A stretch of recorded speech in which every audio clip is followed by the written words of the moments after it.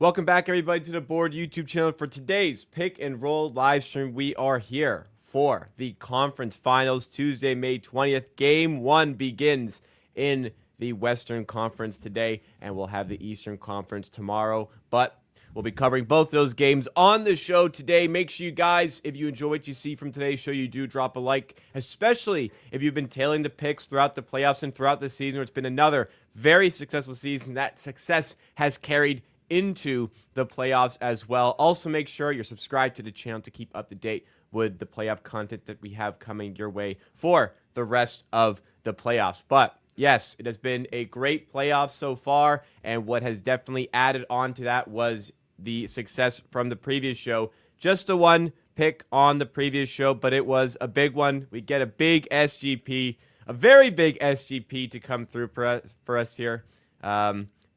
Plus 599 on Denver to win. It was game 6. Jokic over points and Brown over threes. Very nice there. We had two picks on the last show. It was Pritchard threes and Right. this.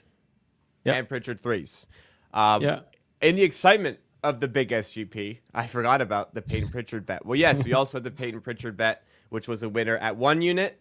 We had half unit on this same game parlay for 3 units of profit. So very, very big show in that one. But that's, I mean, it feels like ancient history now, the game 6s. But playoffs, they've been tough in previous years, but not this year. What's been the difference for you this year? Yeah, we cut down the volume and I find some inefficient lines. Like we better handle twice overs. Wrong lines. We got the Naismith wrong line. I don't know, like what's the process of sharp community in these bets, but sometimes they miss spots. So when I do open up players and put the usage and minutes on props madness, it shows that they average well beyond the lines, and then I just bet it, and that's been my process so far. As I said, lower volume but profitable. That's the thing. Usually, like I have back-to-back profitable years on playoff myself, but before I will get killed with the inexperience. Of course, I would usually like from 2018 to 2023. I think I got killed in the playoffs. Like most of the years, I will even celebrate when I get break even, but then learn from the mistakes, analyze the stuff, and ended up being better. Yeah, we'll look to keep things going today as well and tomorrow as well. We'll get to, first of all, the Western Conference game between the Minnesota Timberwolves and the Oklahoma City Thunder. OKC, not a surprise to be here. They did have to come through an absolute grind of a second-round series to get past the Denver Nuggets, but they were able to do so. Minnesota, definitely we're not expecting them to, probably weren't expecting them to get this far. I wouldn't say definitely because the West is a bit of a bloodbath, but they've come out. They broke a little bit their way to get the home seed in the second round. Injury luck broke their way a little bit, but they are here. Do you think Minnesota's good enough to compete here with the Thunder? Definitely, yeah. I definitely think it is because that's the second best defense in the West when it comes to the playoff time. They did face we had Clippers in the playoffs. I think it's close with the Clippers and Wolves when it comes to defense, but I think Clippers had huge weak link in Harden, while the Wolves don't have any weak links on defense. Like even Randall is playing well on defense this playoffs, and he has the size at least. And so yeah, that will be interesting part. But and you can always put Randall on Chet or Hunter Hartenstein and be kind of okay with it. Probably on Chet Holmgren, which is I don't think Chet can make any advantages there. So yeah, I think this is.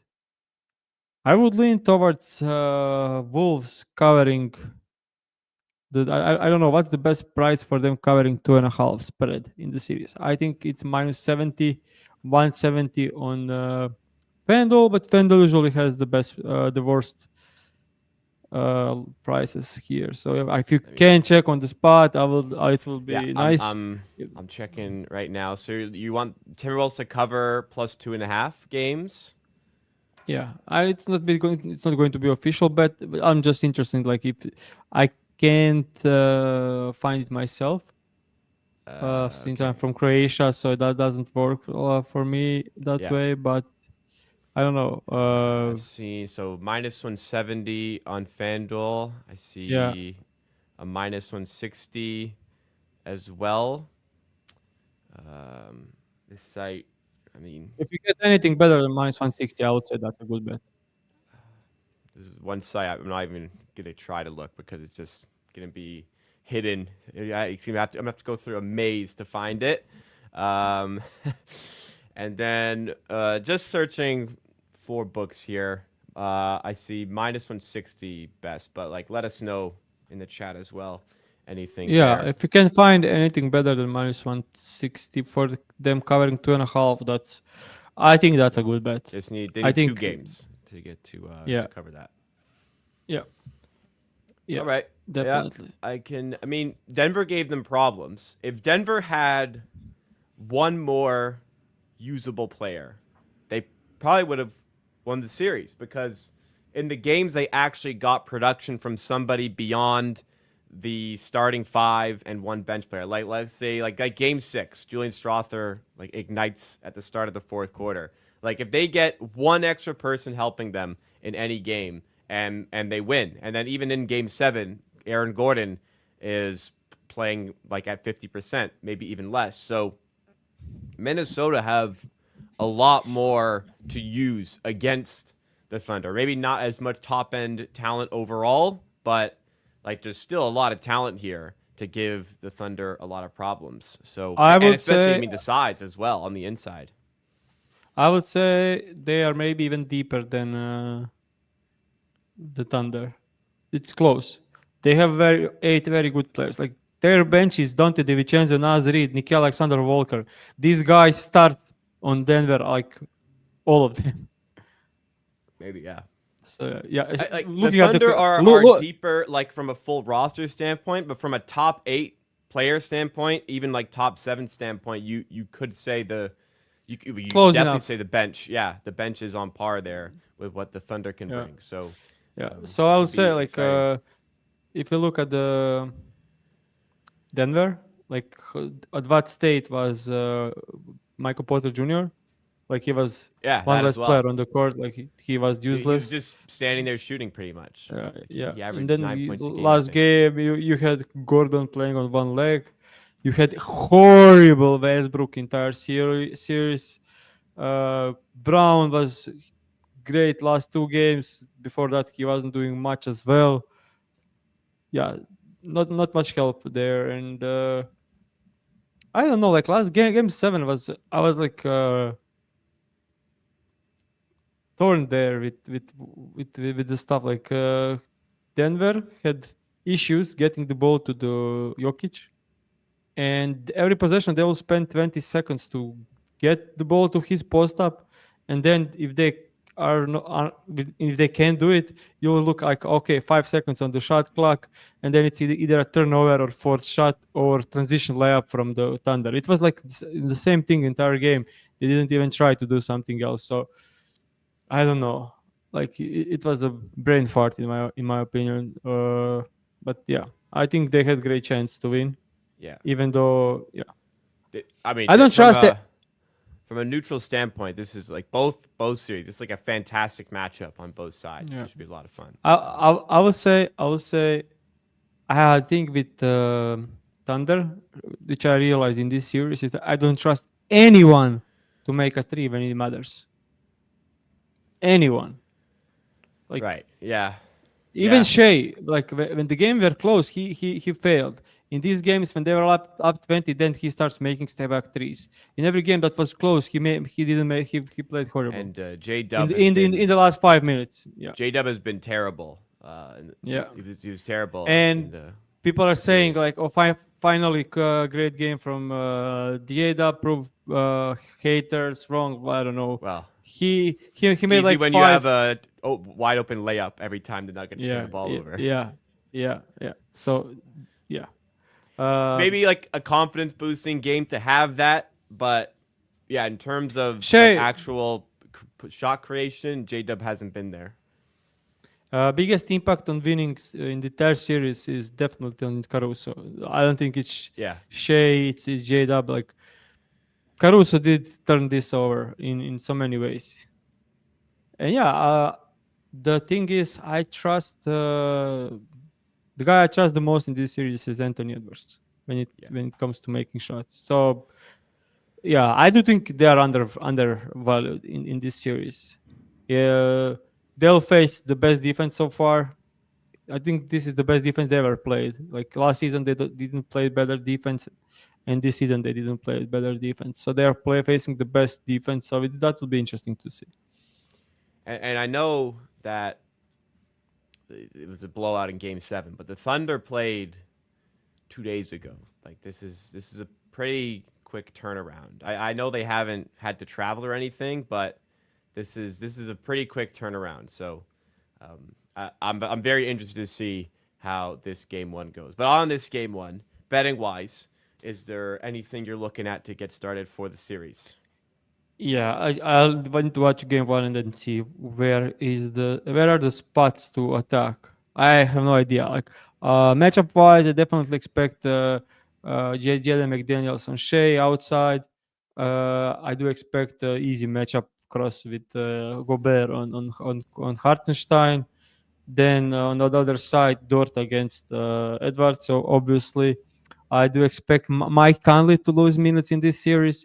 Last three games for the against Golden State Warriors, no Steph, so he played 28 minutes a game on the last three. Now, when there is Shea, when there is J Dub, when there is like such a small lineup, when he can be targeted on the defense, I expect honestly Conley minutes to drop.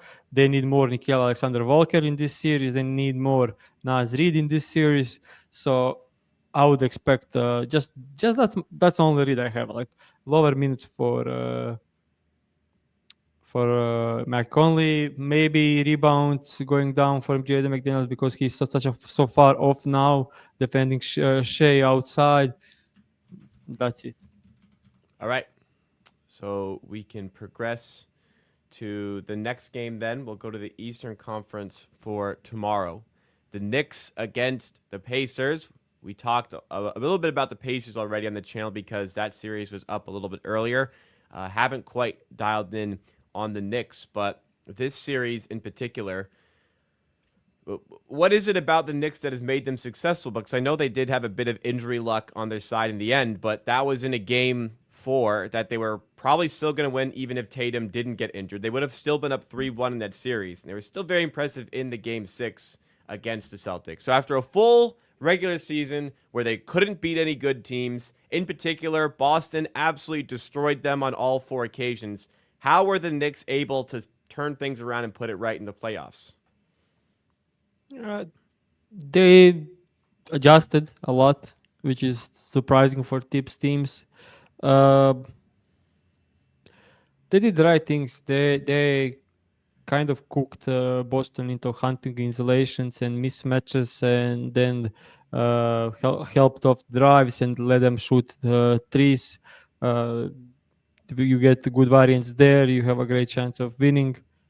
Yeah, didn't see it before the series.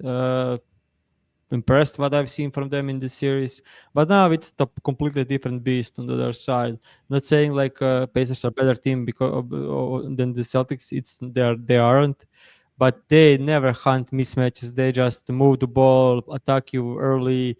Uh, Completely different matchup, and I think this could be more troubling for the Knicks who enjoy slow pace, who enjoy putting the game in the mud. Pacers will just run at them at all times. All right. Yeah. I think, well, I was kind of hoping for this series ahead of it because I thought we might be able to get a bit of a better price on the Pacers, but haven't really been able to take advantage of anything like that. But I do like the Pacers' chances here. Just the way they've played since January, they have been one of the best teams in the NBA. They just had a poor start to the season that doesn't really like so record wise. It hasn't really showcased how good the team has been in the latter stages of the season. But the playoffs, they've started to prove it. And I mean, Jalen Brunson, Tyrese Halliburton going at it in this series is going to be a lot of fun. A lot of fun to watch all the way. So two very, very good conference finals that I think any neutral NBA fan should be excited for. On this game one here, I mean, how much do you factor? Because I talked about it for the Thunder Wolves series. How much do you factor rest versus momentum? Because the Knicks will be feeling a lot of momentum after beating the Celtics, but the Pacers would be a little bit more rested. How much do you factor in those things? Do you think it matters on either side? I actually don't see the momentum being on Celtic side. Like Pacers won against the Cleveland in 5. Uh, they have a kind of great momentum as well, and the way they played since Well, January. it's more like the rust. I guess a bit more rust because they've had a bit more time off. And I mean, you could use this as well for the Thunder series. Like the Timberwolves are much more rested. Is there more rust than the Thunder, who are just going at it in Game 7? What do you think? Let us know in the chat as well. Do you value rest or momentum more? But go ahead.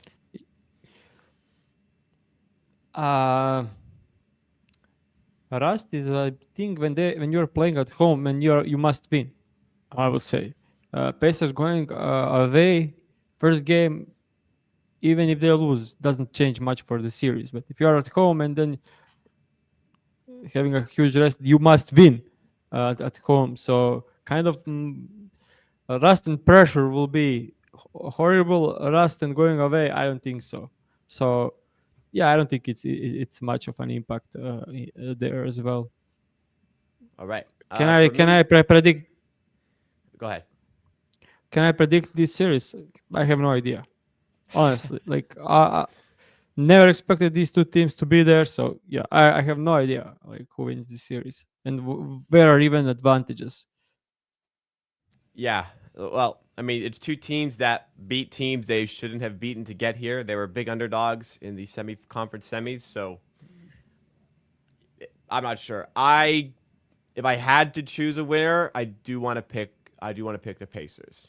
I trust that team a little bit more, and I think that their ability to impose their pace on the game will be a hindrance to New York finding success.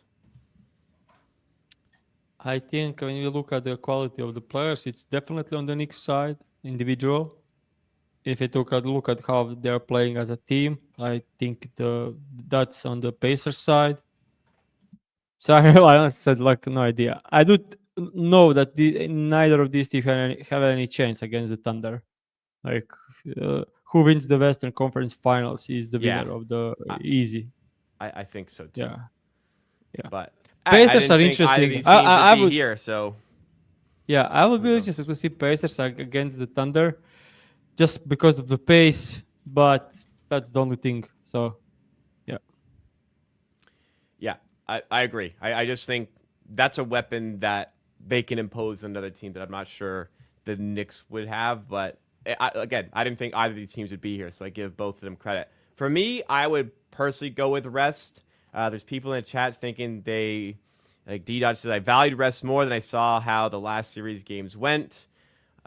Bobby Turner, though, as a Knicks fan, clearly rest since there's zero depth. I agree, but for me, rest is important, and maybe you don't feel it as much in game one as you do if this series goes to 7 games. Like think about like the Denver Nuggets were worn down, an absolute war of a first round series against the Clippers, goes to 7. Then they have to do it all again against the Thunder. There's just no break in between. It's difficult to do that all the way through the playoffs. So I think rest is always valuable, and teams should be pushing to have that. But on the game one, is there anything betting wise that you are looking at here? yes, first bet is Andrew Nemhard under 21.5 points, rebounds, and assists. Shop around, we'll bet it on -130. There are better prices. Yeah, So minus 130 for under 21.5 points, rebounds, and assists. Andrew Nemhard. He had a great second round. So how come you like the under for this one? The matchups were absolutely best. Uh, Playoffs wise, he did average 23. Okay, I'm looking at the last season. He did average 24 points, rebounds, and assists over in 7 out of 10. But the usage wasn't like it was 18%, which is only 1% up from the regular season. And he had absolutely amazing matchups, and both Cleveland and Bucks look to take away Halliburton from the game. Knicks won't do that. The Knicks allow a ton of points to the pick and roll ball handlers, and they will. I don't see it. So I'll just look at the regular season numbers for Nemhard because this playoff shooting for Nemhard is unsustainable. He's shooting 51% from the three in these playoffs. So, yeah, that's just not sustainable. So, looking at the regular season when he played between, so first off, let's look at the head-to-head games. 2 games against the Knicks in the regular season. This one from October, don't think it's much important, but this one, last one from February, he played 30 minutes. He had 11 points, rebounds, and assists. 1 rebound, 2 assists, and 8 points. Shot 3 from 8 from the field, 0 from 2 from 3. So, yeah. Then looking at the entire season, when he played 30 plus minutes, so we'll exclude any games where he played less, and between 30 to 38 minutes on the season, and in games where Siakam played, Halliburton played, Miles Turner played, and Maturin played. So when they were healthy, in these 22 games, he hit the over only in 6. So he was under in 73% of these games, averaging only 18.5 points, rebounds, and assists. And some games that he went over, he just 2 from 3, like 2 from 3. He had some like crazy games of shooting. Most of these games he did stay under. So looking at this, I think Knicks compared to the these like Bucks worst defense in the playoffs. Then against the Clevelands, who played hurt Mobley, hurt Garland, then had Mitchell like played horrible defense and reacted horrible to the pace. Pacers did kind of had a great spot to succeed, and even though like obviously shut the lights out, this is down for some regression definitely. So yeah, I think just that I just a bit boosted line with crazy shooting and unbelievable easy matchups so far. So Andrew Nemhard, under 21.5 points, rebounds, and assists. We're going to play at minus 130, but better prices are out there.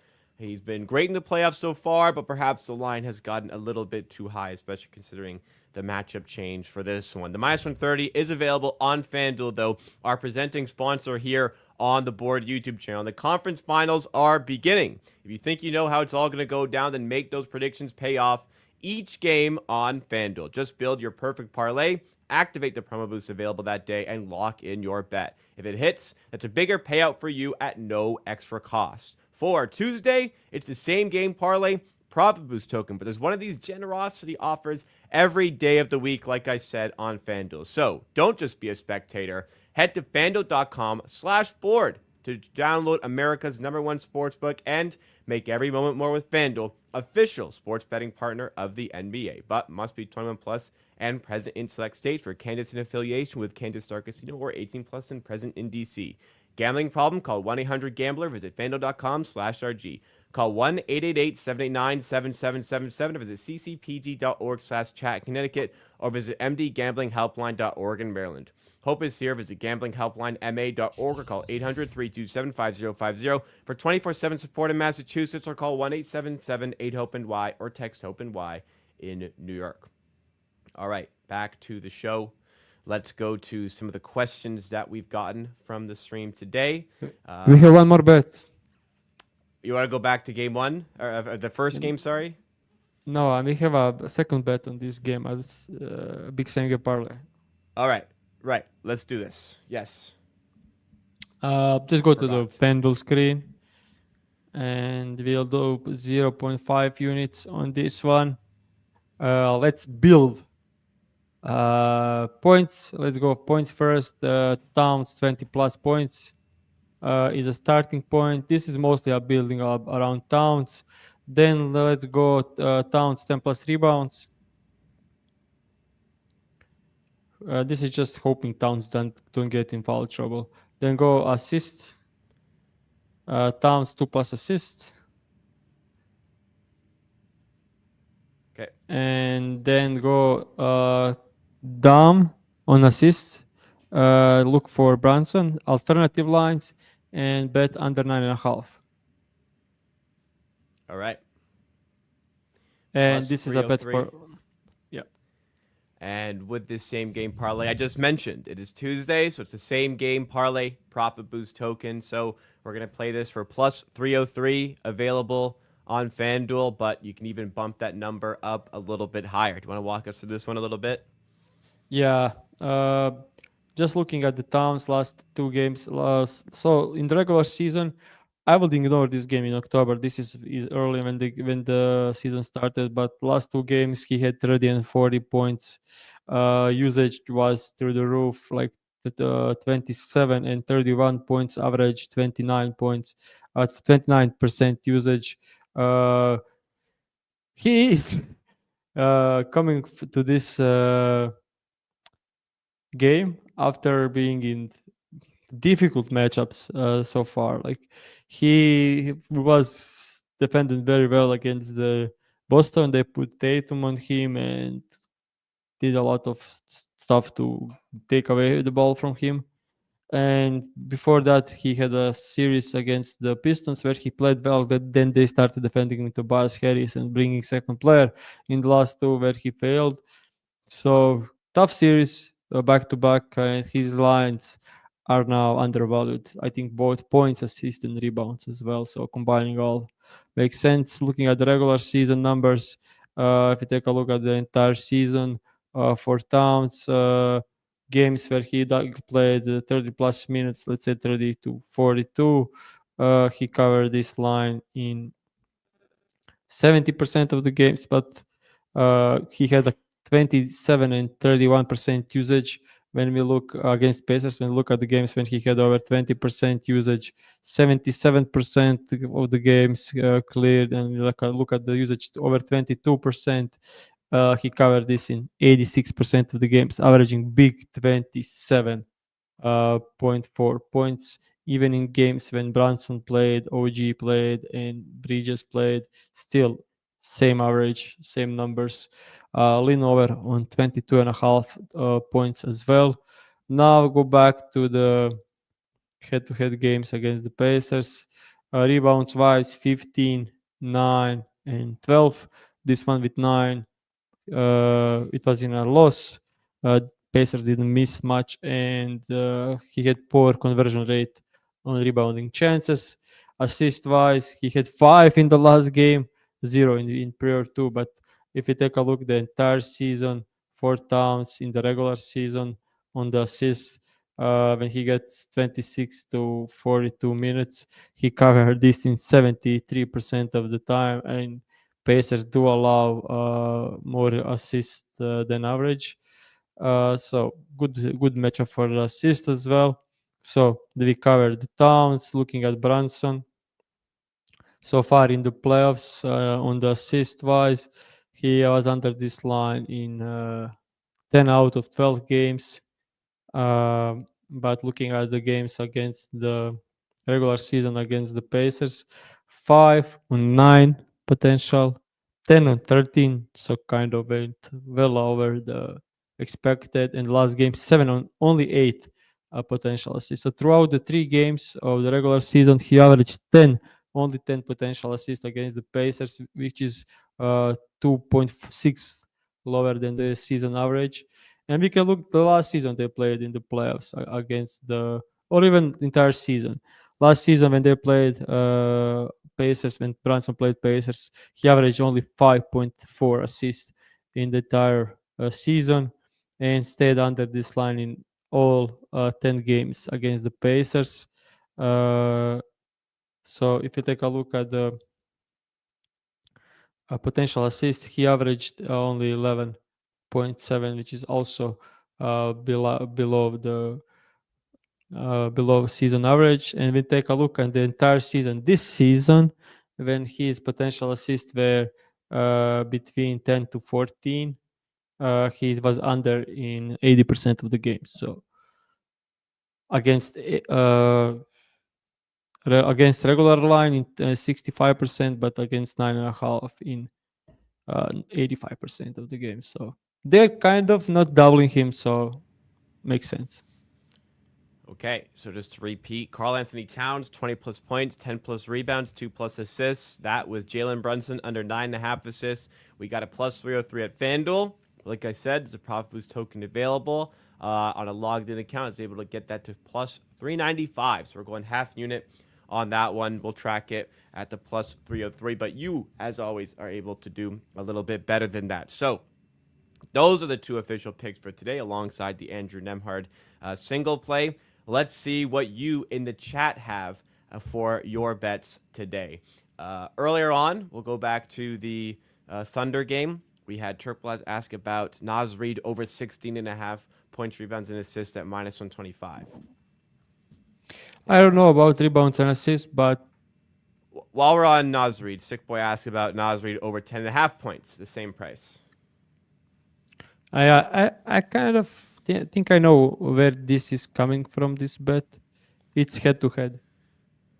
And head to head, he averaged 22.5 points, but there is a huge thing. Last 3 games, no Randall and Gobert. No Randall, no Gobert, no Dante DiVincenzo in the last 3 times they played. First time they played, they were complete and he kind of played crazy game where he scored 19 points. In those games, he also had 14.3 rebounds and assists, but that's it. He was starting 5. No Randall, no Gobert. So that's kind of different. But still, I think at 16.5, this does make sense, and I lean over. We'll see from the game one how they utilize Randall and Gobert, how many minutes Gobert can actually play in this series. Uh, could be a game where he's matched the minutes with Hartenstein. We'll see. We'll see. If they put him against Chet and Chet pulls him out, I don't know. But overall, I do like Naz Reid numbers in this. Okay. You were talking a little about Conley. We have a question about Conley over 2.5 rebounds plus 110. I don't like this very much. Said I expect Conley minutes to go way down in this series because he can't stay on the floor. Because who does he guards? Like he guards. I know, looking at this, but he is not playing more than 26 minutes. So this just drops a ton. And if you take a look at the regular season, Conley, when playing 18 to 26 minutes, was heavily under against this line, especially if you take a look at the games with Randall, Reed, Daniels, Gobert. He's actually 50-50 in the regular season. But yeah, plus money does make it more interesting. But tough to bet overs for me on a guy that I'm selling high on minutes wise. So Okay. And how about Chet Holmgren under 9.5 rebounds minus 150? Chet will probably defend Randall and be a weak side defender. So I don't know, but that seems a bit high for Chet Holmgren. He rebounded very well against the Denver because he was weak side defender, and now he'll be the one again. In the regular season, he didn't came close to covering these numbers, but he also didn't play much minutes. In the games where he played more than 28 minutes, he did cover in 55% of the time. And yeah, I don't know. Not a huge fan of this bet. Okay. And last player prop question. Let's go back to the Pacers game. We have TJ McConnell over 5.5 points minus 135.